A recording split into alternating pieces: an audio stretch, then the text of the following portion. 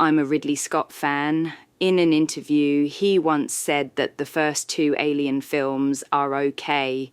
After that, the franchise veered off a bit. I agree. Alien 3 and 4 became somewhat monster movies. That especially happened for the Alien versus Predator movies. Aliens is neat. People play and quote Aliens more than the original. It's a James Cameron movie. Ripley returns home. Actually, that reminds me, I wrote a fan outline for Alien 5. What's fun about it is that Ripley died in Alien 3. It was a really neat novel, by the way. Ripley is in Alien 4. I figured out how to fix it so that all four movies can roll into Alien 5 with the original Ripley. Anyway, at home, Wayland Yutani blames Ripley for blowing up the Nostromo.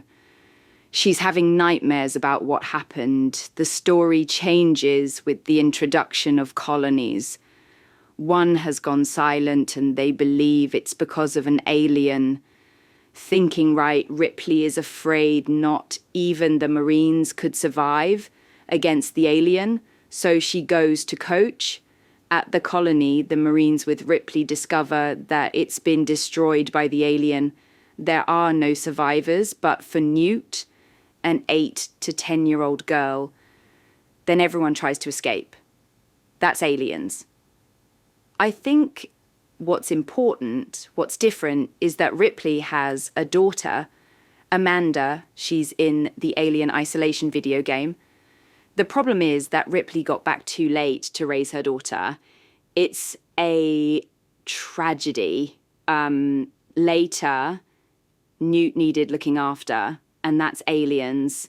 What's neat is that in this sequel, you can see Ripley moving on. A type of small family forms with Hicks. I think this story is about parenting. The lifelong process of nurturing and guiding a child's physical, cognitive, emotional, and social development from infancy to adulthood, which means I think the alien in this film represents a bad influence.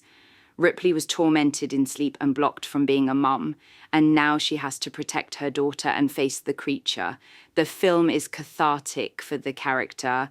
There's the imagery of dark figures crawling from the dark, and then Ripley has to face off against a parent's worst nightmare, which is a kidnapping. The best line of the movie is a mama bear. Another type of therapy happens when she gets to know Bishop. The betrayal of Ash created a distrust. Watching Ripley deal with one life-damaging problem after another is probably why people enjoy this movie. By the end of this film, the new family retreats to a place of rest and healing. Ripley looks after everyone. It's a giant mom movie where a mom handles what the corporation and the Marines couldn't. At the end, the family goes home. The new family fought off the corporation influence of the outside world and settles down to rest. It must be how most people see their family home. She walks through the disaster of LV 426 and the family heads back home. It almost sounds like the worst family vacation that ever happened. I don't know. It's wholesome to see people support each other through a disaster. I bet the same story was happening with Drake and Vasquez. Okay, game over, man. Thanks again, film